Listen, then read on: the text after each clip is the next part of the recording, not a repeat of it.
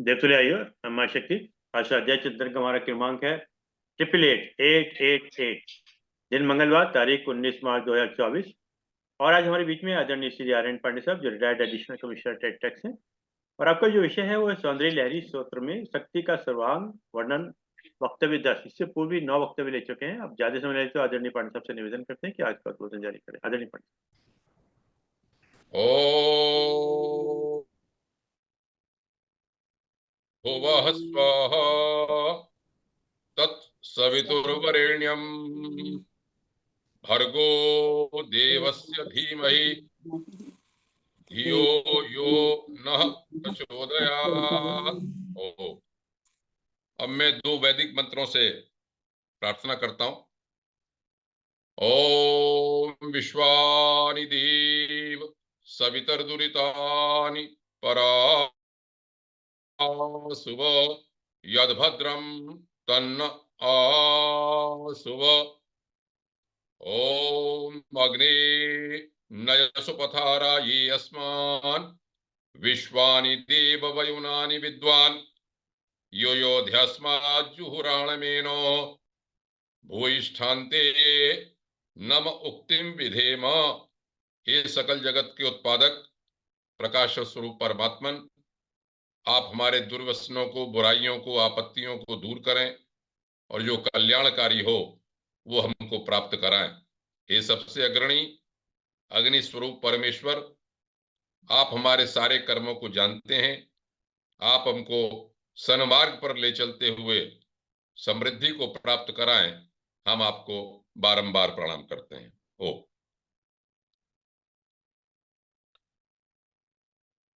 सर्वप्रथम श्री अरविंद शर्मा जी का आभार। उन्होंने स्वाध्याय चिंतन की भागीरथी का प्रवाह सतत बना रखा है और मुझे भी अवसर दिया। इससे पूर्व की मैं विषय पर आऊं, एक छोटी सी बात सामने है, वो है 888 के बारे में। कई वर्ष पहले जब प्रारंभ हुआ वक्तव्य, तो मूल रूप से गीता के बारे में प्रारंभ हुआ था। लोगों की बहुत उत्सुकता थी। फिर गीता के ऊपर एक से एक विद्वान आए। फिर गुरुदेव जी के जो उनका लिटरेचर है उसके ऊपर लोगों ने बोलना शुरू किया, उपनिषदों पे बोला गया। उसके साथ ही साथ हमारे वागीशी जैसे उद्भट वक्ता थे, इन्होंने तरह तरह के रुचिकर विषय रखे सामने। उसके बाद एक से एक जो लोग जुड़ते चले गए। अरविंद शर्मा जी ने तरह तरह के विद्वानों को इसमें जोड़ा। आज 888 वक्तव्य है। वैसे तो संख्या है, ठीक है, लेकिन आज इसके लिए मैं इसको देखना चाहता हूं कि पीछे न्यूमरोलॉजी के बारे में भी एक वक्तव्य हुआ था संभवतः, जिसमें टैरो कार्ड वगैरह का कुछ था मामला। मैंने ये देखा, थोड़ा बहुत जो भी आता है न्यूमरोलॉजी के बारे में, या आप गूगल पे जाके देखेंगे तो 888 जो है वो एंजिल नंबर कहा जाता है। ये भी एक एंजिल नंबर है, ये 555 वगैरह होते हैं। सौंदर्य लहरी से मैं इसलिए जोड़ रहा हूं इसको, इसमें लिखा हुआ है कि जिस 888 angel number is strongly associated with abundance, prosperity and financial success। प्रचुरता और समृद्धि और वित्तीय सफलता, धन सृजन के आसार, इस सबसे 888 जो है जुड़ा हुआ है। ऐसा लगता है इसके बारे में ये कहा कि जैसे ब्रह्मांड आपके जीवन में पुरस्कार और आशीर्वाद लाने के लिए तैयार हो रहा। मैं इसको इस प्रकार देखता हूं, सौंदर्य लहरी के स्तोत्र का परिणाम यही सब है। 9 वक्तव्य हो चुके हैं, 10वें वक्तव्य में बोलने जा रहा हूं। और यह संयोग है कि उस पराशक्ति ने, मां भगवती ने, त्रिपुर सुंदरी ने एक ऐसा संयोग रखा कि जब मैं सौंदर्य लहरी के पूर्वार्ध को समाप्त करके उत्तरार्ध में प्रवेश करने जा रहा हूं सर्वांग वर्णन करने के लिए, तो 888 संख्या आई। तो मैं यह कामना करता हूं कि हम सभी श्रोताओं के जीवन में प्रचुरता से समृद्धि, वित्तीय सफलता, धन सृजन के आसार हों और मां भगवती की सब पर कृपा हो। और जिस प्रकार ये लिखा कि मां भगवती वास्तव में ब्रह्मांड आपके जीवन में पुरस्कार और आशीर्वाद देने के लिए तैयार हो रहा है, यही सब आपके जीवन में हो, यही फल है। मैंने पहले भी कहा, साधना अपनी जगह है, कर्मकांड अपनी जगह है, अनुष्ठान अपनी जगह है। गोकुल मुद्रा साहब भी इसमें जुड़ गए हैं, इनके बारे में भी बताऊंगा मैं कि सौंदर्य लहरी के बड़े ज्ञाता हैं ये भी, और अनुष्ठान वगैरह किए हुए हैं, गुरु से इनको दीक्षा प्राप्त है। तो मेरा कहना यह है कि केवल स्तुति मात्र से भी, जो हम साधारण लोग हैं, आप किसी भी मार्ग पर चलें, केवल स्तुति मात्र से भी लाभ होता है। और सौंदर्य लहरी वास्तव में सिद्ध स्तोत्र है, इसमें कोई शक नहीं है, निस्संदेह। और आज ये 888 वक्तव्य माने कुछ सिग्नल दिया इस तरह का कि वास्तव में यह सही बात। तो मैं 888 की बात कह के आगे बढ़ता हूं। इसमें मैं सौंदर्य लहरी की भूमिका बनाऊं आज के बाद की, जैसे नैब साहब कहेंगे कि इतने मिनट तक वो पांडे जी ने भूमिका बनाई है, वो आवश्यक है। मैं एक श्लोक पढ़ता हूं, प्रार्थना करता हूं भगवती से अपने कल्याण के लिए, आप सबके कल्याण के लिए। उसके उपरांत मैं इस विषय को आगे बढ़ाता हूं। भवानी त्वं दासे मयि वितर दृष्टिम सकरुणाम इति स्तोतुम वाञ्छन् कथयति भवानी त्वमिति यः तदैव त्वं तस्मै दिशसि निज सायुज्य पदवीं मुकुंद ब्रह्मेंद्र स्फुट मुकुट नीराजित पदम। हे भवानी, तू इस दास के ऊपर अपनी कृपा की दृष्टि डाल। ऐसा कहकर जब कोई भक्त भवानी त्वम, हे भगवती मैं तुम्ही के रूप में हो जाऊं, जब चाहने लगता है, मन से अपना संबंध जोड़ता है, तो भगवती इतनी कृपालु है कि उसको वो अपनी सायुज्य पदवी दे देती है। इस विषय के ऊपर मैं एक दो वक्तव्य में बोल चुका हूं, तो मां की कृपा है। इसके बाद भूमिका के रूप में मैं केवल यही कहूंगा कि सौंदर्य लहरी आदि शंकराचार्य द्वारा रचित लगभग 100 श्लोकों का, 102 श्लोकों का स्तोत्र है। 40 से 41 श्लोक शुरू के आनंद लहरी के रूप में है, आनंद लहरी कहते हैं। बाकी 60 करीब श्लोक जो हैं वो भगवती के सौंदर्य वर्णन या श्रृंगार वर्णन या शरीर वर्णन के बारे में। तो अभी तक के जो 9 वक्तव्य थे मेरे, वो उस पूर्वार्ध के बारे में थे, नींव के बारे में थे, सिद्धांत के बारे में थे। जिस सिद्धांतों में मैंने शक्ति का महत्व, अविद्या का नाश, षोडशी महाविद्या, षट चक्र भेदन, आरोह अवरोह से कैसे प्राणों की गति होती है, श्री यंत्र के ऊपर भी बोला मैंने, मयूखों के तत्वों की करने के बारे में बोला, वाक सिद्धि के बारे में, 3 तरह की वाक सिद्धि इसमें लिखी, सात्विक, राजसिक, मिश्रित, वो भी बताया। एक और अलग हटके इसमें जो बात और जगह नहीं पाई जाती, षट चक्र तो और जगह पाए जाते हैं, श्री यंत्र के बारे में भी आता है, लेकिन कादी विद्या और हादी विद्या के बारे में जो लिखा कि हादी विद्या का जो मंत्र है, ह सकल ह्रीम, ह स क हल रीम सकल ह्रीम, इसी तरह से इसे लोपा मुद्रा भी कहते हैं। इसी तरह से कादी विद्या का जो मंत्र है, क ए ईल ह्रीम, ह स क हल रीम और सकल ह्रीम, ये पंचदशी विद्या है, इसके बारे में भी बताया। ये भी बताया कि इसका क्या अर्थ है सिद्धांत रूप में।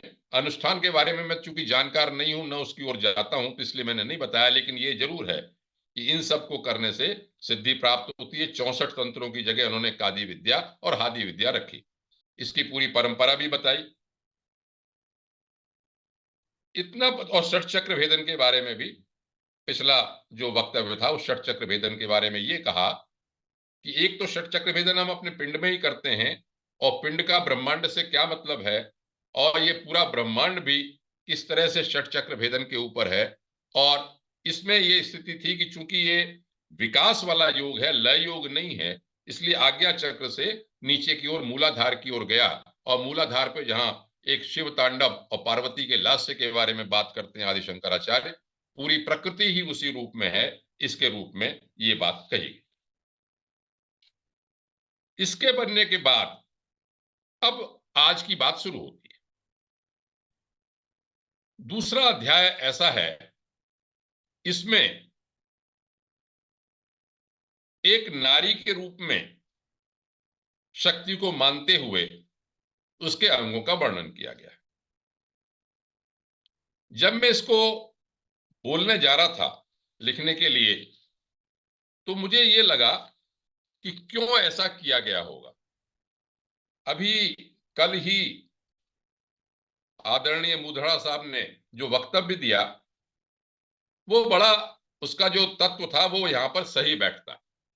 क्या कि उन्होंने कहा कि एक पार्ट गायत्री है, एक सावित्री है, एक प्राण शक्ति है, एक भौतिक शक्ति है। तो अभी तक आनंद लहरी, जिसे हम परवान लाद लहरी कहते हैं, वह बताया गया। इसकी प्राण की शक्ति है, ऊर्जा क्या है, सिद्धांत क्या है, अव्यक्त क्या है, वो सब बताया गया। अब आदि शंकराचार्य बाकी 60 श्लोकों में सौंदर्य लहरी में व्यक्त क्या है, सावित्री क्या है, जो भौतिक चीजें हैं वो क्या है, उसके बारे में बताते हैं। यह भी बताया कि प्रश्नोपनिषद में जब कबंधी ऋषि ने पिप्पलाद से प्रजोत्पत्ति के बारे में पूछा, तो उन्होंने यह कहा कि उस परमात्मा की संकल्प शक्ति से प्राण और रई से प्रजा की उत्पत्ति होती है। इसको मैं आधुनिक भाषा में एनर्जी और मैटर कहता हूं। एक चीज स्पष्ट है, अव्यक्त, एक चीज जो है वो स्पष्ट नहीं है, दिखाई नहीं पड़ती। इसी तरह से मुंडकोपनिषद में शौनक ऋषि को अंगिरा ने जब उपदेश दिया तो परा अपरा विद्या के बारे में बताया। एक तो सिद्धांत में अव्यक्त है, इसको क्या कहते हैं हम, असत जो दिखाई नहीं पड़ता और सत जो दिखाई पड़ता है। थोड़ा सा विषय, सरल विषय सौंदर्य लहरी के वर्णन में आने से पहले मैं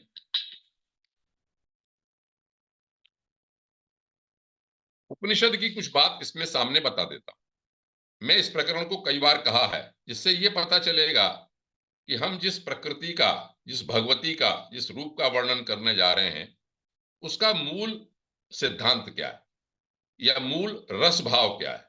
इसको मैं और भी प्रकरणों में कई बार बोल चुका हूं। ये 33 उपनिषद का प्रकरण है। इसमें ये कहते हैं कि असद वा इदम अग्र आसीत, सब कुछ अव्यक्त था, उसके बाद व्यक्त हुआ, तो वही सद जाए। जो व्यक्त हुआ उसके बारे में यह कहा कि उसने अपने को ही प्रकट किया। जो अव्यक्त परम सत्ता थी उसने अपने को ही प्रकट किया, इसलिए इसको सुकृत कहते हैं, अच्छा किया हुआ। जब स्वीकृत कहते हैं तो इसीलिए कहा कि रसो वैसह, यहीं से सिद्धांत शुरू होता है। सौंदर्य लहरी का भगवती का जो आकर्षण रूप है, सुंदर रूप है, रसमय रूप है, या इसका जो फल है रसमय होने का, परमाह्लाद अनुभव करने का, वो यही है। और फिर ऋषि ने लिखा तैत्तरीय उपनिषद में कि येयम लब्ध्वा आनंदी भवती। ये सुकृत जो किया हुआ है, जो हमको दिखाई पड़ रहा है, इसके उस रस को प्राप्त करके आनंदमय होता है आदमी। इसमें यहां भी ये भी लिखा कि यदि यह रसमय नहीं होता तो हम जो प्राणी लोग हैं वो जीने की इच्छा क्यों करते, इस संसार में रहते हुए हम आनंद प्राप्त करने की चेष्टा क्यों करते। तो इस आधार पर अब व्यक्त वाली बात सामने आई। एक जगह और भी लिखा, वेद की बात करता हूं, ऋग्वेद में, कि सत और असत दोनों उस अखंडनीय शक्ति, जिसे अदिति कहते हैं, अदिति का आपने नाम सुना होगा, दक्ष की लड़की को अदिति कहते हैं पुराणों में, लेकिन वेद कहते हैं अदिति माने अखंडनीय शक्ति। उस अखंडनीय शक्ति की गोद में है अदिते उपस्थे, अदिति की गोद में है, दोनों चीजें, चाहे असत है चाहे वो सत्य है, चाहे वो व्यक्त है चाहे वो अव्यक्त है, दोनों की चीजें उसी भगवती का ही देन है। यह समझने के उपरांत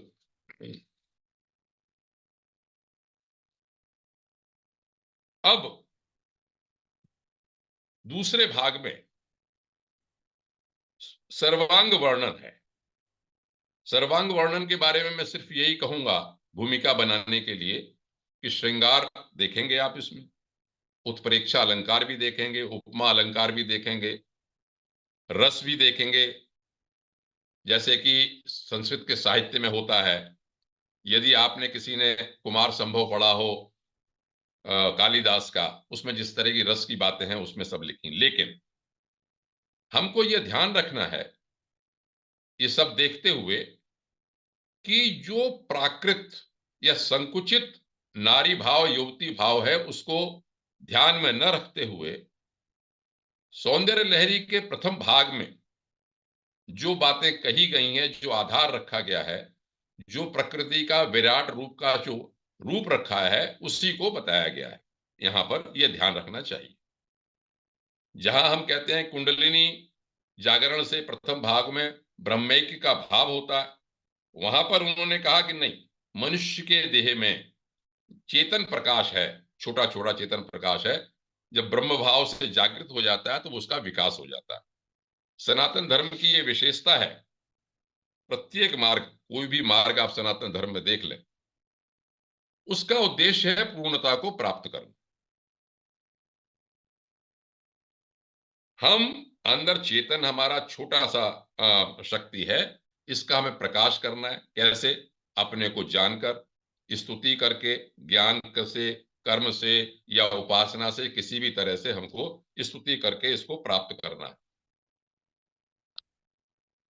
यह गीता में सुना होगा आपने कि इसमें लिखा है कि भगवान ये कहते हैं कि ये जो पूरा सनातन है, मवई वांशो जीव लोके जीव भूत सनातन, ये पूरा संसार जो है उन्हीं का एक अंश है। तो चेतन अंश तो है ही।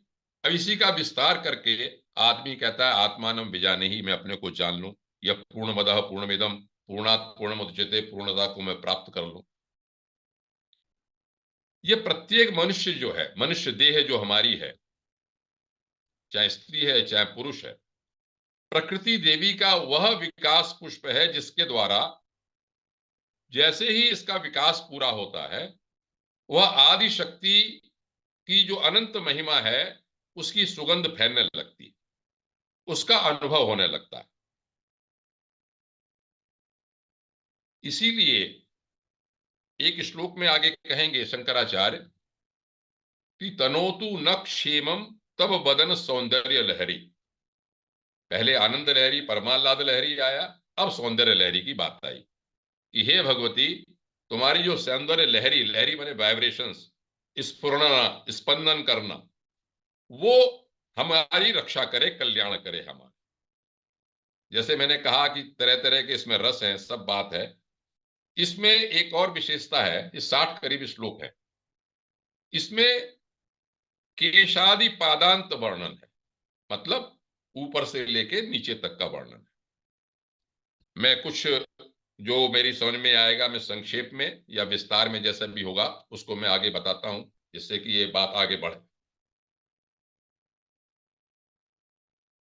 संख्यात्मक दृष्टि से आप ये देखें कि जो एक श्लोक है, जो 50 श्लोक में बता रहा हूं, एक श्लोक में तो मुकुट का वर्णन है, 3 श्लोकों में केशों का वर्णन है, एक में ललाट का वर्णन है, एक में उनकी भौं का वर्णन है, 9 श्लोकों में नेत्रों का वर्णन, 2 में दृष्टि, एक में कपोल, कपोल माने गाल, एक में कान, एक में नाक, एक में दांत, एक में मुस्कुराहट, मुख में पान खाना, तांबूल लिए हुए ये भी वर्णन है, वाणी लिए हुए है, चिबुक ठोड़ी का भी वर्णन है इसमें, ग्रीवा और कंठ का वर्णन है, 4 हाथों का वर्णन है, 4 श्लोकों में उनके वात्सल्य, स्तनपान कराते हुए स्तनों का, उनके वात्सल्य स्नेह का वर्णन है, 3 श्लोकों में नाभि का वर्णन है, 2 श्लोकों में कमर कटी का वर्णन है, एक में नितंब का वर्णन है, एक में जानु का वर्णन है, एक में पैर का वर्णन है, 8 श्लोकों में चरण का वर्णन है। इसके उपरांत ये जो 50 श्लोक हो गए, उसके बाद सर्वांग वर्णन और प्रार्थना की। बहुत अच्छा लगेगा। मुख्य बात इसमें यह है, लगी मुझे देखने में, कि 3 चीजों पे ज्यादा जोर दिया। 9 श्लोक नेत्र के बारे में है, 8 श्लोक चरण के बारे में है और 4 श्लोक स्तनपान के बारे में। इनकी संख्या है, बाकी तो एक एक करके 2-2 करके है। यहां पर यह भी देखते चलिए कि एक तो मैं वर्णन करूंगा जो लिखा है वो, यदि कोई अध्यात्म पक्ष या विराट पक्ष होता है तो वो। दूसरा पक्ष है अनुष्ठान का, किससे क्या फल होता है। फल भी है, उसके यंत्र भी है, तो उस पर मैं ज्यादा ना जाके केवल फल बता दूंगा कि इसके जाप करने से इसकी सिद्धि। सबसे पहले भगवती के मुकुट का वर्णन। मुकुट के वर्णन में करते हुए क्या कहते हैं, एक प्रकृति का दृश्य खींचा उन्होंने और ये कहा, ये हे हिमाचल की पुत्री, तेरे सोने से बना हुआ जो किरीट है उसका वर्णन करना सबके बस का नहीं है। इतना सुंदर है वो, ऐसा लगता है जैसे इंद्रधनुष निकला हुआ। यहां पर एक कहा कि वो जो किरीट है वो गगन मणियों से जड़ा हुआ। अब व्याख्याकार क्या कहते हैं कि गगन मणि माने हुआ 12 आदित्य दिखाए जाते हैं ब्रह्मांड में। तो कहते हैं कि यहां पर शंकराचार्य उस प्रकृति का जो उषा काल है उसका वर्णन कर रहे हैं और ये कह रहे हैं कि पूरे जो ब्रह्मांड के जितने भी आदित्य हैं, तारागण हैं, वो सब उस किरीट है, वो आपका जो हमें दिखाई पड़ता है ऊपर का, वो आपका भगवती, आपका किरीट है, आपका मुकुट है आपका। विष्णु तीर्थ जी ने व्याख्या करते समय ये लिखा कि उषाकालीन आकाश प्रकृति देवी का किरीट है और ये भी कहा कि वो किरीट इंद्रधनुष की तरह से लगता है। तो अमावस्या की चतुर्दशी में जो उषा काल होता है उसका वह रूप है। और अनुष्ठान करने की दृष्टि से कार्तिक मास की दीपावली से पहले जो चतुर्दशी आती है उसका वर्णन किया है कि उसमें अनुष्ठान करने से ज्यादा फल होता है। और इस श्लोक का अनुष्ठान करने से जलोदर रोग का निवारण होता है। ये बड़ा एक अलग सी बात लगी कि जलोदर रोग जो हो जाता है, पेट में पानी हो जाता है, उसका इससे निवारण होता है। जो नाथ परंपरा है जिससे हमारे मुंद्रा साहब परिचित हैं, उन्होंने इसका एक मंत्र दिया है, बीज मंत्र दिया है, श्रीं ह्रीं श्रीं हिरण्य किरीटाय कोट्यादित्य तेजसे नमः। ये इसका वर्णन है। 12 आदित्य तो आप लोग जानते ही हैं कि मित्र, वरुण, धाता, आर्यमन, अंशुमान, इंद्र, विवस्वत, त्वष्टा, पूषा, सविता, विष्णु, पर्जन्य। इन 12 आदित्य, क्या मतलब क्या हुआ इसका, जो मैं अपनी मोटी बुद्धि से समझा कि जो प्रकृति है या उषा काल है वो भगवती का एक किरीट है, मुकुट की तरह से है। इसके बाद आगे जब बढ़ते हैं तो केशों की बात करते हैं और ये कहते हैं कि हे शिवे, हे भगवती, तुम्हारे चिकने मुलायम खुले हुए केश जो हैं वो हमारे अंधकार को, काले हैं, हमारे अज्ञान के अंधकार को हटाएं। उसके बाद इस श्लोक से कहते हैं सम्मोहन शक्ति और विजय होती है। मैं श्लोक नहीं बोल रहा हूं, आपको बता दे रहा हूं। तीसरे श्लोक में जो मांग है उसके बारे में वर्णन है। ये थोड़ा सा समझने लायक चीज है, क्योंकि इसी में लिखा है इन्होंने कि तनोतु क्षेमम न तब वदन सौंदर्य लहरी। आपकी सौंदर्य की लहरी जो है वो हमारी रक्षा करे। उन्होंने ये कहा कि इसका हिंदी का अर्थ इस तरह से है कि केश है, इसमें मार्ग बना हुआ है, इसमें मांग भरी हुई है। मांग को लिखा इन्होंने कि जैसे सीमांत सरणी कोई क्यारी हो आभा जाने के लिए या एनर्जी जाने के लिए, उसमें लाल मांग इसमें भरी हुई है। तो ऐसा लगता है जैसे नवीन सूर्य का उदय हो रहा हो। एक उपमा दी उन्होंने कि जो नए सूर्य की उदय हो रहा।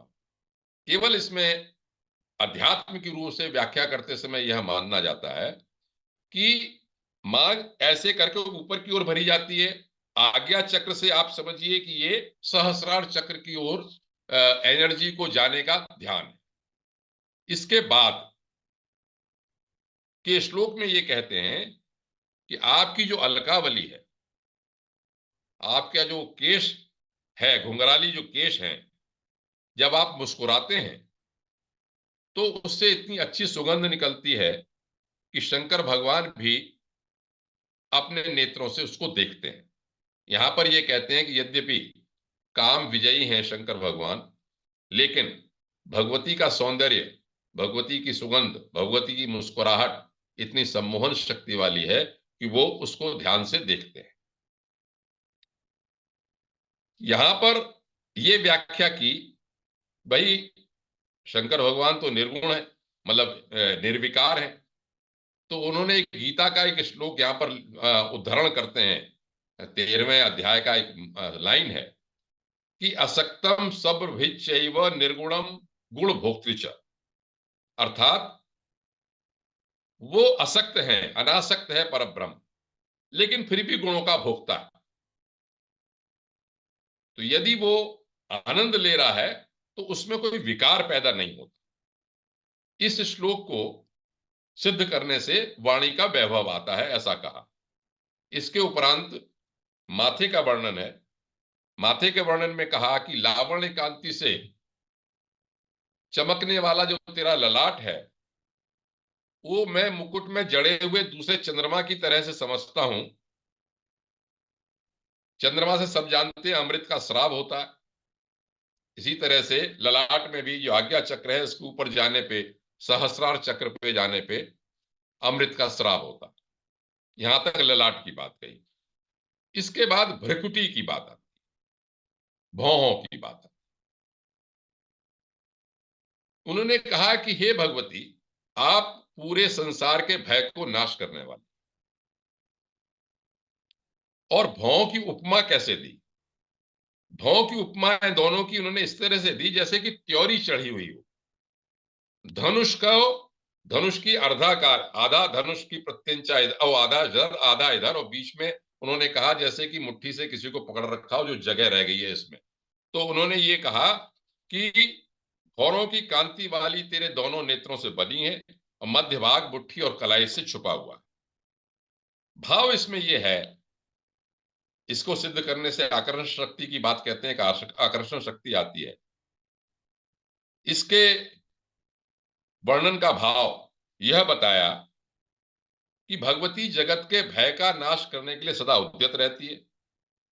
इसलिए अपने इस धनुष को, प्रत्यंचा रूपी भौं रूपी धनुष को हमेशा चढ़ाए रख।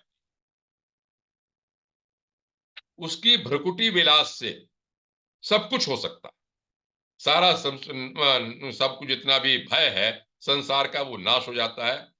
व्याख्या करते समय यह लिखा कि भ्रकुटी के ध्यान करने से काम वासना की शांति होती है और सब भय दूर हो जाते हैं। इतना करने के बाद नेत्रों की बात, इसे समझने की ध्यान से बात है। 3 नेत्र कहे जाते हैं भगवती के, सूर्य, चंद्र और अग्नि। भाई यहीं पर ये समझने की बात जो मैं समझता हूं मोटे तौर पे, कि कोई भी ऐसी शक्ति या ऐसी नारी का वर्णन जहां आप ये कहें कि सूर्य, चंद्र और अग्नि उसके नेत्र हैं, तो इस साधारण स्त्री का वर्णन नहीं है। ये पूरी जो शक्ति है ब्रह्मांड की, उसका एक मानवीयकरण है। उन्होंने कहा जो दक्षिण का नेत्र है तुम्हारा, दायां नेत्र जो है वो तो सूर्य है, और बायां नेत्र जो है वो चंद्रमा है, और बीच में जो अग्नि है वो ऐसा लगता है जैसे संध्या होती है बीच में। तो अग्नि का वर्ण वो इस तरह का है। इसमें लिखा कि दिन और रात्रि की संधि प्रातः काल और सायंकाल दोनों समय होती है, इसलिए तीसरी दृष्टि दोनों के सदृश हो सकती है। तो यहां पर इन्होंने जागृत, स्वप्न और सुषुप्ति तीनों की बात इशारा देना चाहते हैं। संध्या सम्यक ध्यायते, समान रूप से ध्यान करते हैं, और ये भी कहते हैं कि यो माम पश्यति सर्वत्र सर्वम च मयि पश्यति। साधक जो चाहे है मुझे देखता है हर जगह, मैं भी उसको सभी जगह देखता हूं। तो ये 3 नेत्रों की बात इन्होंने कही यहां पे। इसके उपरांत इस 3 नेत्रों की को कहते हैं काल संचालिनी शक्ति भगवती सौंदर्य लहरी में। एक से बाद एक श्लोक है, इसको पढ़ने से बड़ा रुचि लगी मुझे, मैं आपको बताता हूं। इसमें 8 नगरियों के नाम लिखे।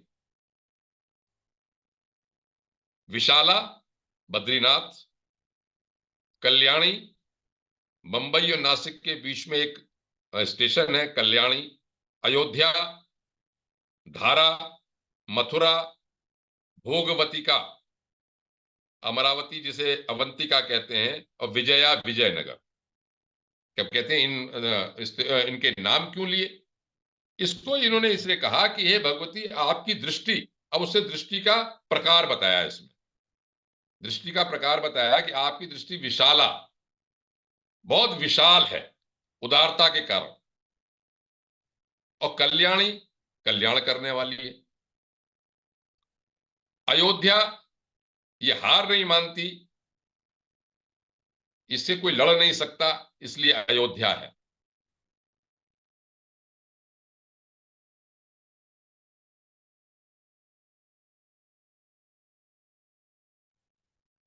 सबकी रक्षा करती है, इसलिए अवंतिका है, और कोई इससे जीत नहीं सकता, इसलिए विजया है। भगवती की दृष्टि के 8 भाव दिए हैं इसके अंदर। व्याख्याकारों में इसको 8 भाव किस तरह से बताया, ये भी समझने की बात है, क्योंकि इस पे अनुष्ठान करते हैं लोग इसके भाव को।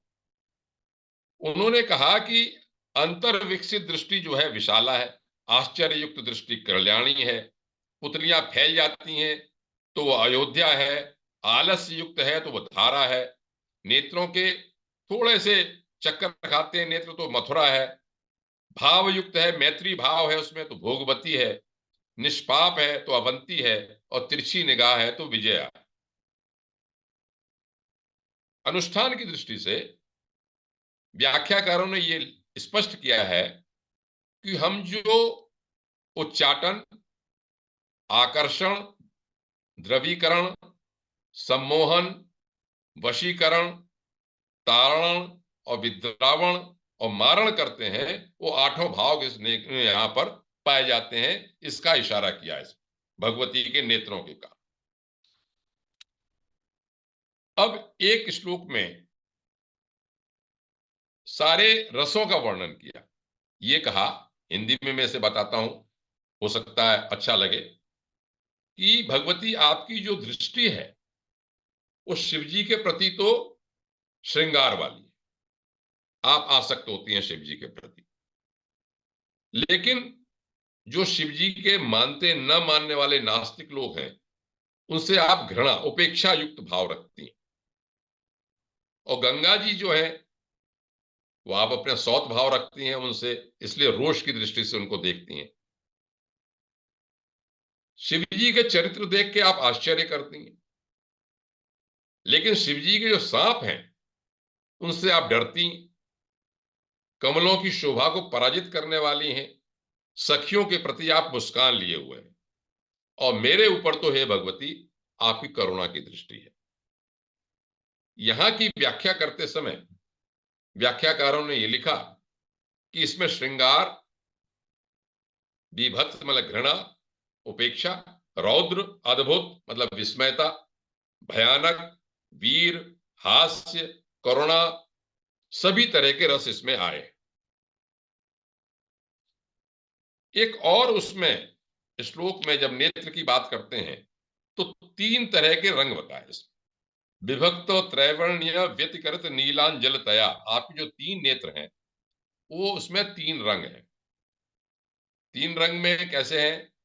ये एक श्वेत है, चंद्रमा श्वेत रंग का हुआ, एक सूर्य है और एक सूर्य लाल रंग का हुआ, और जो बीच का रंग है वो कृष्ण है। आपने ये भी देखा होगा कि हम जब पढ़ते थे, क्या कहते हैं, अपनी हिंदी पढ़ते थे स्कूल में, तो 3 रंग जरूर किसी कवि ने लिखे और बड़ा प्रसिद्ध था वो। अमी हलाहल रस भरे, श्वेत श्याम रत्नार, जियत मरत, झुकी झुकी परत, जेहि चितवत एक बार। उसमें ये लिखा, हालांकि वहां ये वर्णन था कि कोई सी का भगवती का नेत्र या जो है उसमें सफेद रंग भी है, काला रंग भी है और लाल डोरे भी है। तो उसको उन्होंने ये कहा कि ये तीन तरह के गुण हैं, सत्व रज तम है। उन्होंने कहा श्वेत रंग से अमृत होता है, कृष्ण रंग से विष है और लाल रंग से रस है। ये तीनों तरह के जो भी अलग अलग ध्यान करता है उसको अलग अलग फल होते हैं। तो यहां पर इस श्लोक में इन्होंने ये कहा कि रज, सत्व, रज, तम, तीन तरह के गुण आपके इसमें विद्यमान है इसके अंदर। इसलिए श्लोक आप एक आप वेद में आता है कि अजाम एकाम लोहित कृष्ण शुक्लाम। जो प्रकृति है उसके तीन तरह के वर्ण हैं, लोहित लाल, कृष्ण काला और शुक्ल सफेद। जो तीनों की तीनों आपके नेत्रों में ही संबंधित हैं इसमें। इसी तरह से तीन नदियों के बारे में भी लिखा इसमें कि शोण नदी जो प्रयाग के आगे मिलती है वो भी, यमुना और गंगा, इन तीनों से उसकी तुलना की नेत्र। अब एक बात यहां पर एक और श्लोक में सामने आगे दी इन्होंने, मैं संक्षेप में बताता चल रहा हूं जिससे कि ये बात इसकी पूरी हो जाए। यहां पर ये लिखा कि भगवती आपके जो नेत्र हैं वो खुले क्यों रहते हैं हमेशा। आपने जितने चित्र देखे होंगे उसमें नेत्र खुले हुए रहते हैं। तो यहां पर सौंदर्य लहरी के रचनाकार ने यह कल्पना की कि निमेशोन्मेषाभ्याम प्रलय मुदयम याति जगति। उस भगवती के आंख खोलने से सृष्टि होती है और आंख बंद कर ले तो प्रलय हो जाती है। पलक झपकने से प्रलय और पलक खोल देने से सृष्टि होती है। ये परम सत्ता की बात बारे में लिखी, परम शक्ति के बारे में लिखा उन्होंने।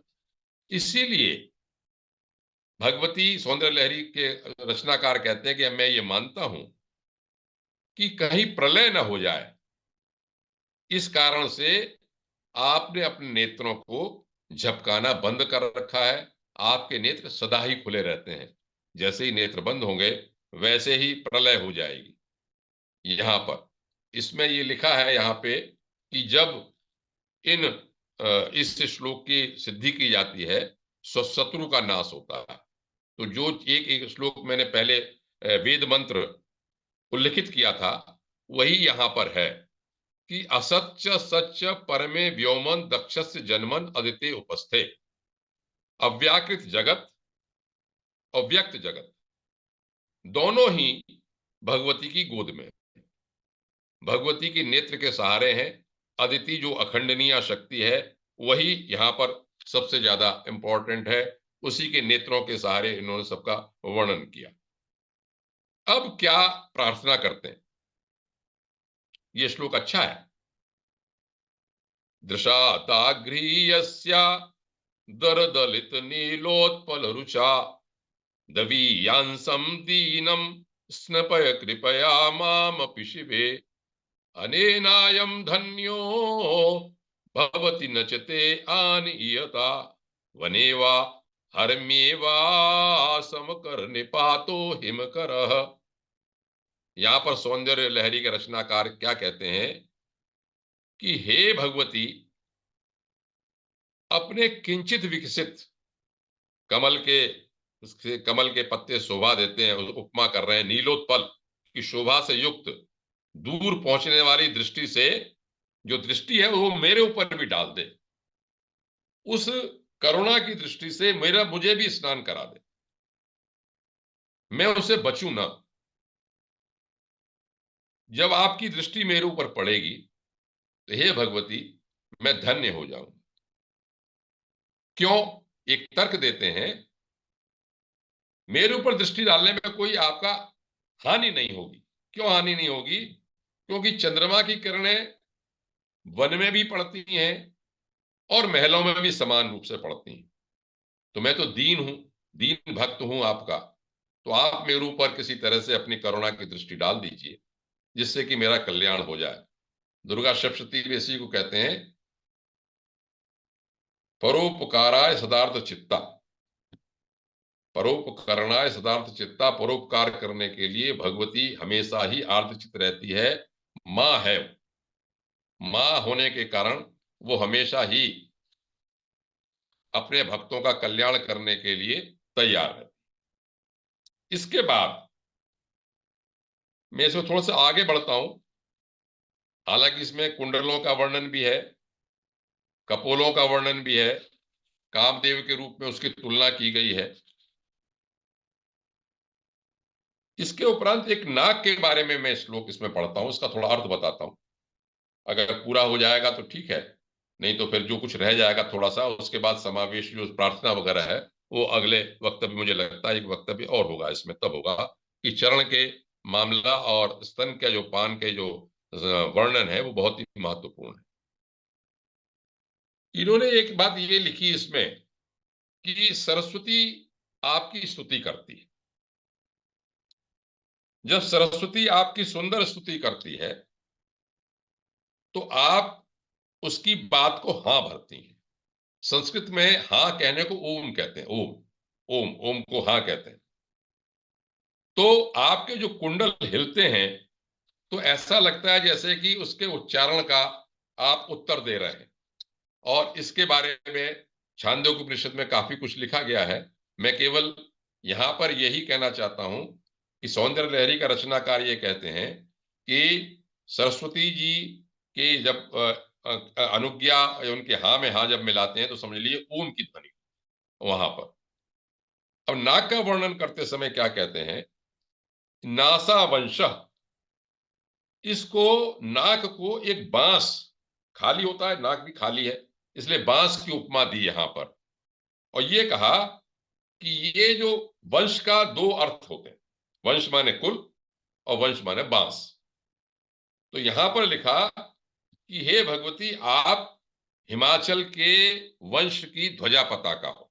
एक तो अर्थ ये किया और ये कहा कि तुम्हारे नाक जो है, इसका जो वंश, ये नाक जो है वो हमें शीघ्र ही उचित फल देने वाली हो। तो नाक का फल क्या हुआ, यहां पर सौंदर्य लहरी में जो प्राणायाम है, श्वास प्रश्वास का जो नियंत्रण है, जो मुख्य क्रिया है, उसके ऊपर ध्यान दिया है। और ये कहा कि हमको इस नाक से उचित फल लगे। है क्या कि भगवती ने नाक के बाहर एक मोती भी उसका चमक रहा। तो वहां पर ये लिखा कि आपका इतनी समृद्धि है इसमें कि इस वंश में मोती लग गए। एक कहानी ये है कि बांस और केला जब फल लग जाता है तो नष्ट हो जाते हैं। कहते हैं कि बांस में भी मोती होते हैं, ऐसा पौराणिक ग्रंथों में कहावत है। तो उन्होंने ये कहा कि आपका ये जो नासिका का हम जो ध्यान कर रहे हैं, इसको ध्यान करने से हमारे कार्य में सफलता हो, हमको शीघ्र ही उचित फल देने वाली हो। मुक्ता, मोती का भी दो अर्थ है, मुक्ता माने मोती और मुक्ता माने मुक्त, जो लोग मुक्त हो गए हैं। तो यहां पर ये कहते हैं कि इस नाक का ध्यान करने से योगी लोग इस संसार से मुक्त हो जाते हैं। कार्य में सफलता इस श्लोक से अनुष्ठान का फल है।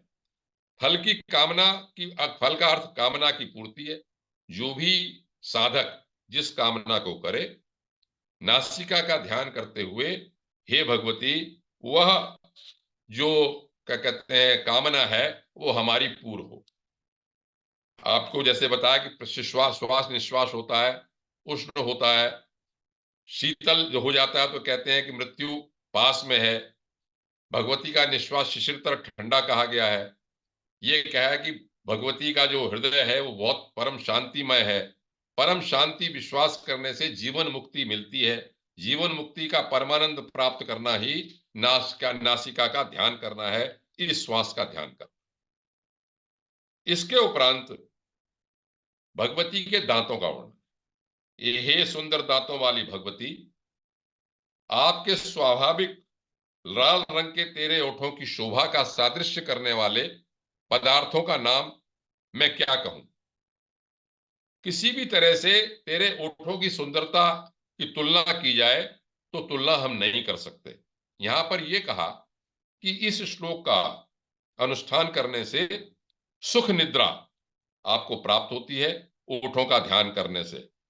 इसके उपरांत मुस्कान की वर्णन, भगवती के मुस्कान कि तेरे चंद्रमा जैसे वदन की जो मुस्कान है वह अमृत रूपी है, अमृत की लहर है। यहां पर अमृत लहरी शब्द का प्रयोग किया। और इस मुस्कान के श्लोक की सिद्धि करने से, जाप करने से वशीकरण की सिद्धि होती है, यह यहां पर कहा गया। इतना मैं समझता हूं। इसके उपरांत जिह्वा की बात आती है, उसमें काफी मुझे बोलना है जिह्वा के ऊपर। तो मैं आज के वक्तव्य को यहां पर समाप्त करता हूं। आज का वक्तव्य एक वर्णनात्मक रहा कि केवल वर्णनात्मक है, किस तरह से प्रत्येक अंग के वर्णन किए गए हैं। यहां पर मुख्य बात मैं फिर यही कहता हूं कि इस सब अंग के वर्णन करते समय या वर्णन का ध्यान करते समय स्तुति भाव और परम भगवती की परम सत्ता, परम ऐश्वर्य, जो भी उनका रूप है, उसका ध्यान रखना आवश्यक है। सौंदर्य लहरी में जो आनंद लहरी का जो पुराना हम भाग कर चुके हैं 9 भागों में, उनका ही ये फल है क्या कि जो बात निराकार और साकार की कही गई, ये प्राइमरी वाली बात है। जब तक कि आप उसका ध्यान नहीं करेंगे, सौंदर्य का ध्यान नहीं करेंगे, तब तक उसका हमको मन में एक आलेख नहीं जमता। तो एक ये भी तरीका है साधना करने का कि आप अंग प्रत्यंग पर ध्यान लगाएं और अन्य अंग प्रत्यंग पर ध्यान करके जो भाव आते हैं उस भाव को अपने अंदर जगाएं। मुख्य बात तादात्म्य स्थापित करने की है अपने इष्ट से। आप जिस मार्ग पे भी चलें, जैसे मैंने पहले कहा, सनातन धर्म का मुख्य उद्देश्य अपने को उस परम सत्ता से जोड़ना है, पूर्णता करना है, उसमें अपनापन, एक भाव संबंध स्थापित करना है। तो साधना के एक ये भी तरीका है। और आपको कोई कामना है तो उसके लिए अनुष्ठान अलग अलग। तो मैं आज अपने इस, अभी तो एक तरह से अधूरा ही वक्तव्य है, प्रार्थना वगैरह इसमें जो कही गई है वो बाद में सब सामने आएंगी। तो मैं इसको यहीं पर समाप्त करता हूं और मैं समझता हूं कि अगले वक्तव्य में मैं सौंदर्य लहरी का समापन कर दूंगा। तो आज मैं इसको यहीं पर समाप्त करता हूं। भगवती से प्रार्थना करता हूं अपने लिए, आप सबके लिए, कि जिस रूप में आपसे देखें, माँ के रूप में, किसी भी रूप में आप देखेंगे, ऊर्जा के रूप में, वो फल अवश्य देगी।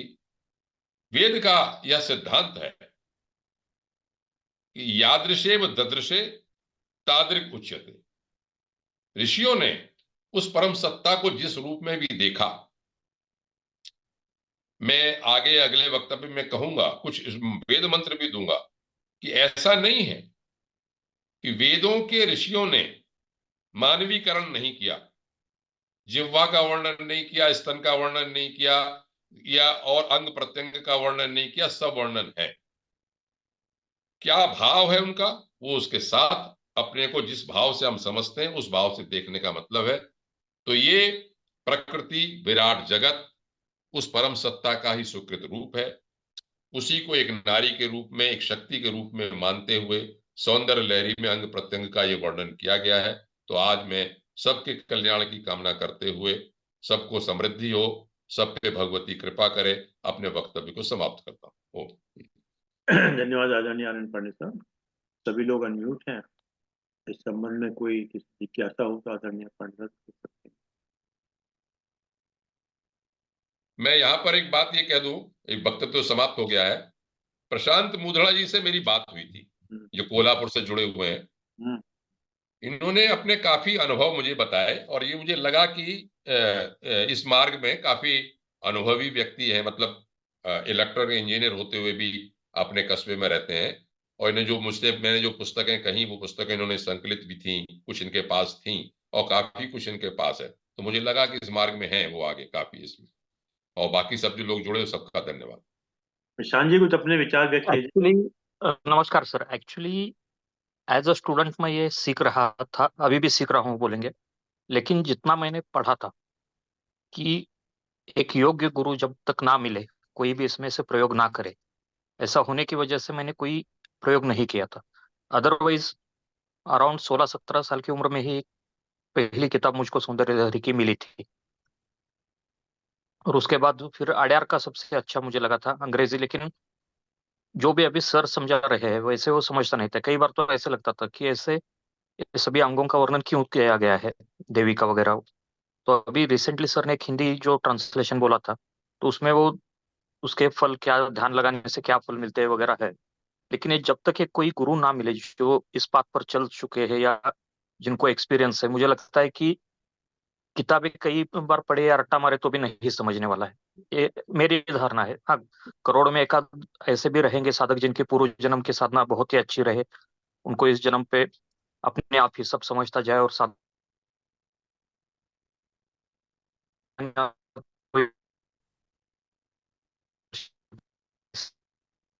कोल्हापुर से हो सकता है सिग्नल नहीं। चलिए गोकुल मुद्रा। सिग्नल नहीं आ रहा। हाँ क्योंकि ये सिग्नल। किसी ऐसे हमारे बीच में गोकुल मुद्रा साहब भी हैं, वो भी वीडियो। हेलो। मुद्रा साहब भी है।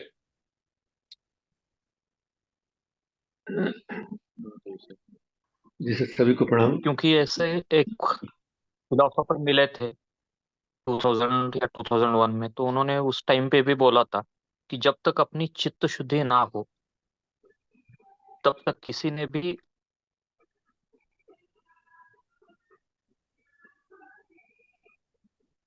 मैं कहा सिग्नल वीक हो रहा उनका है। कनेक्शन हट जाता है। चलिए आदरणीय गोकुल मुद्रा साहब भी कुछ कहना चाह रहे हैं। सभी को प्रणाम। जी पढ़ो। जैसा मैंने पहले कहा कल की, मेरी आंख खुली गुरुदेव के साहित्य में, और उसके आगे गुरुदेव के वचनों में कहिए, साहित्य तो बहुत बाद में समझ में आया। तो उसके आगे मैंने कभी कुछ ज्यादा पढ़ा नहीं, सुना नहीं। संस्कृत हम लोग कभी पढ़े नहीं थे, तो वैसे भी उनका भाव था। लेकिन जब मैंने ये गुरुदेव का वाङ्मय है सावित्री कुंडली तंत्र, उसमें मैंने कुछ व्याख्या पढ़ी थी गुरुदेव की इसमें, उसके संबंध में, इसलिए इसके प्रति एक आकर्षण था।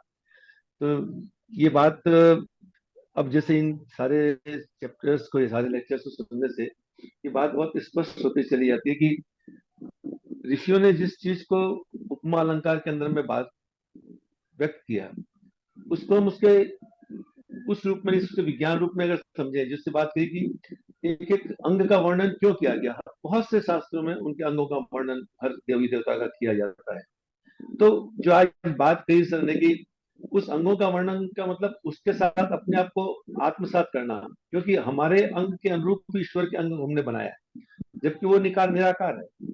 लेकिन उसको समझने के लिए उसके अंगों का वर्णन किया है, और एक एक अंगों में उस परमात्मा की कौन सी शक्ति निहित है, यह समझने की बात। तो इनके माध्यम से हम अपने अंदर की उन शक्तियों को सहज रूप से जागृत कर सकते हैं। और सबसे बड़ी बात तो जो है कि अपने आप को जानना और परमात्मा को जानना, अपने जीवन को लक्ष्य में आगे तक, अध्यात्म में आगे बढ़ना, यही है। तो किसी भी माध्यम से हो, तो बहुत अच्छा लगता है इस प्रकार के उद्बोधन सुनने से। बहुत सारे कॉन्सेप्ट क्लियर होते चले जाते हैं। तो बहुत बहुत धन्यवाद पांडे साहब को इसके लिए। और कोई किसी की जिज्ञासा वो पूछ सकते हैं, फिर नहीं तो नहीं साहब। गुरुदेव ने उसमें लिखा कि शक्ति जो है विशेषकर स्त्रीलिंग, इसीलिए उसको नारी चित्र के रूप में उसको दिखाया गया। वस्तुतः ये कुंडली शक्ति का ही पूरा वर्णन है, और क्योंकि वो शक्ति एक स्त्रीलिंग शब्द है, इसलिए नारी के शरीर के रूप में उसका चित्रण किया गया। ये भी मुझे एक बात अच्छी लगी। देवरी साहब आपका बंद है माइक। मैंने सारांश में यही कहा है भी, एक तो मैं तुम ही हो जाऊं, वो एक है। क्योंकि मन एक मनुष्य को नारी में समाने में जो आनंद आ जाता है ना, इन्होंने बताया भी आनंद जो आता है, तो मैं तुम ही हो जाऊं, ये एक बहुत बड़ा एक वाक्य दिया हुआ है। और पूर्णता को प्राप्त करना, ये सारा सुंदर लहरी का जो शरीर शरीर का एक रूप को सौंदर्य का वर्णन करना, ये दोनों दोनों सेंटेंसों में ये इसको समाप्त किया जा सकता है। तो मैं तुम ही हो जाऊं, तुम ही में समा जाऊं, और मैं पूर्णता को प्राप्त हो पूर्ण। क्योंकि मनुष्य जब तक उस आनंद को प्राप्त नहीं करता, तो वो पूर्ण, उसका पूर्णता नहीं होती उसकी। तो ये आप, मैं सुंदर लहरी का, मैं एक दिन मैंने ये प्रश्न किया था कि ये लिखा क्यों उन्होंने लिखा पे ये इसका लिखने का तत्पर क्या था, ऐसा ग्रंथ। तो ये मेरा ख्याल है इसी में ही है, ये दो सेंटेंसों में ही दो वाक्यों में हो जाता है कि मैं तुम ही हो जाऊं और तुम ही में समा जाऊं और पूर्णता को प्राप्त करूं। ये ये मेरा अपना, ये जो मैं इस पे से गुत्थी निकाली है। आदरणीय नायब साहब। बहुत बहुत धन्यवाद आदरणीय आनंद पांडे साहब। आज आपका 10वां एपिसोड है इसमें सौंदर्य लहरी, और इसमें आपने आज से शुरुआत से एक फिर एक बार हम लोग का कहा जाए ना कि वो चीजों को क्लियर किया कि 40 टोटल हम लोग के इसमें सौंदर्य लहरी में 102 के आसपास श्लोक हैं। इनमें से 40-42 के आसपास कुछ चेतन अवस्था वाले हैं और भौतिक वाले जो हैं वो 60-61 के आसपास है। और उसमें भी लगभग समाप्ति की ओर है हम लोग, और इसके बाद मुझे लगता है 1 या 2 एपिसोड और होंगे। आपने एक कहा, लेकिन मुझे उम्मीद है कि 2 होंगे, क्योंकि आपने भी जो देखा है, अब दिखाई दे रहा सामने, उस नक्श का आपने वर्णन किया है। वही जब जिह्वा पे आएंगे तो वो वाकई में मुझे लगता है कि वो इतना गहन होगा, गंभीर होगा, कि उसके लिए पूरा 1 या 2 एपिसोड आपको चाहिए होंगे। तो उसके साथ शक्तियां, मतलब जब हमने उसको भी पढ़ते, जब दुर्गा सप्तशती वगैरह पढ़ते, तो उसमें अलग अलग शरीर के अंगों के लिए अलग देवियों की आराधना की गई है। और हमारा शरीर है, शरीर के हर अंग में देखिए, किसी भी अंग में कोई भी बीमारी हो जाए उसकी इंपॉर्टेंस पता चलती है। हमको इस अंग के लिए किस तरह से पूजा करनी है उस ध्यान से देखना है। और देवी का स्वरूप है, माँ का स्वरूप है। माँ के स्वरूप को देख के जैसे बच्चा नहीं गदगद हो जाता है, माँ को देखता है, मुस्कुराता है, कितनी सुंदर मेरी माँ लग रही है। कैसी भी हो माँ, उसको बहुत सुंदर लगती है। हर बच्चे को अपनी माँ सबसे खूबसूरत लगती है, और हर माँ को अपना बच्चा सबसे खूबसूरत लगता है। ये उसी भाव माँ बेटे के बीच की बात है। जब हम सौंदर्य लहरी की में माँ के सौंदर्य का करते, एक एक अंग प्रत्यंग की बात कर रहे हैं, और उससे आत्मसात कर रहे हैं, अपने आप में शक्ति का एक निहित कर रहे हैं कि उससे हमारे में ऊर्जा उत्पन्न हो, उन प्रत्येक अंगों में हमारे में भी ऊर्जा उत्पन्न हो, और हम स्वस्थ रहें, हम ठीक रहें। हम में, जैसे आपने कहा, माँ की स्माइल, उनकी मुस्कुराहट, तो ईश्वर हम उनके होठों की मुस्कुराहट है, हमको भी उसी तरह मुस्कुराहट दे, हम लोग हमेशा वैसे ही प्रसन्न रहें। और जब पांडे जी वो बता रहे थे कि जो भौहें हैं और धनुष की तरह बीच में किसी ने इस तरह पकड़ रखा, मैं उसे देख रहा था, पांडे जी की भौहें भी एकदम से धनुष की तरह लग रही थी। थोड़ा ध्यान से इनको देखता रहा, फिर मैंने अपने भी कैमरे में यूं करके देखा। तो है चीजें, मतलब किस तरीके से किस चीज को वर्णन करना और उसको किस तरह से आत्मसात करना और किस तरह से लेना है। तो ईश्वर से हमारी प्रार्थना है, माँ से प्रार्थना है कि जिस तरह आप पूर्णता को प्राप्त हैं, इस तरह से आप एक एक एक अंग प्रत्यंग में ऊर्जा भरी हुई है। हमारे भी शरीर में, हमारे भी अंग प्रत्यंग में वैसी ऊर्जा, वैसी स्फूर्ति, वैसा ही जीवन प्रदान करें जब तक हम इस संसार में हैं, जब तक हमारा ये शरीर चल रहा है। बिल्कुल आप अपने अंग प्रत्यंग की हर ऊर्जा को हमारे में भी प्रदान करें और हमें में समाहित करें। अब देवा का वर्णन जिन्होंने कह तो दिया है सर, अब उत्सुकता बढ़ गई कि उसमें क्या आएगा, क्योंकि उन्होंने कहा कि वो बहुत इंपॉर्टेंट है। आप उनके कहने के अंदाज से मुझे लगा कि वाकई में दैट विल बी समथिंग, कि दीवा तो वैसे भी नाश भी कर सकती है गलत बोले हुए शब्दों से, और मीठे शब्द बोले जाएं तो चारों तरफ कल्याण ही कल्याण होता है। वो बहुत इंटरेस्टिंग होगा। आगे के अक्सर उसको आराम से समझाइएगा, जल्दबाजी ना करिएगा, और चाहे 1 लगे या 2 एपिसोड लगे। मैं बड़ी क्लियरली बता रहा हूँ कि आपने जो जिस तरह कहा है, आई कैन एंटिसिपेट इट। आपके आज के उद्बोधन के सर आपका बहुत बहुत धन्यवाद, बहुत सुंदर रहा और सटीक रहा।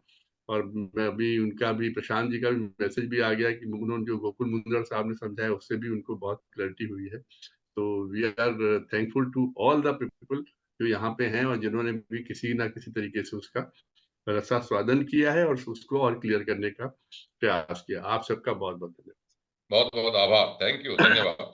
धन्यवाद आदरणीय अनकी नायब साहब, धन्यवाद आदरणीय आनंद पांडे साहब, आपने समय निकाल समय दिया। और जूम के लोगों का विशेष रूप से धन्यवाद कि आपने समय निकाल समय दिया। और जैसा कि एक विचार के साथ और 3 वारों के साथ अपनी बात को समाप्त करते हैं। आज का विचार आदरणीय पांडे साहब के टॉपिक पर ही है। थोड़ा ध्यान से सुनिएगा, थोड़ा गहरा भी है। एक एक लाइन बड़ी इंपॉर्टेंट है, लाइनें है तो बहुत छोटी थी। एक शक्ति है अंत शक्ति, एक शक्ति है अंत शक्ति। ये शक्ति नीति, नियम, दया तथा सभी के प्रति अपनापन का भाव रखने से प्राप्त होती है। वाह, ये शक्ति नीति, नियम, दया तथा सभी के प्रति अपनापन का भाव रखने से प्राप्त होती है। ये शक्ति देखने में तो दिखाई नहीं पड़ती, ये शक्ति देखने में तो दिखाई नहीं पड़ती, किंतु इसके प्रभाव से बड़े से बड़ा शक्तिमान भी अभिभूत होकर अंत शक्ति रखने वाले के सामने प्रणत हो जाता है। सुंदर। ये शक्ति देखने में तो दिखाई नहीं पड़ती, किंतु इसके प्रभाव से बड़े से बड़ा शक्तिमान भी अभिभूत होकर अंत शक्ति रखने वाले के सामने प्रणत हो जाता है। क्यों शेखर साहब? बहुत सुंदर। आइए तीन ओम का उच्चारण करते हैं।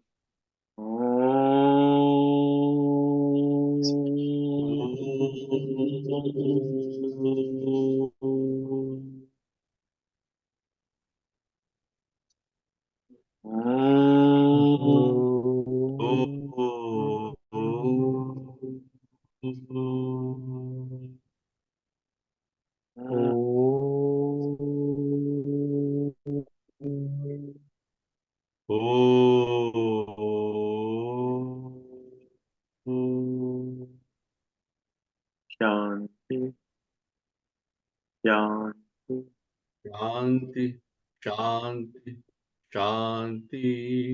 सबको प्रणाम और सबका बहुत बहुत धन्यवाद। प्रणाम प्रणाम प्रणाम।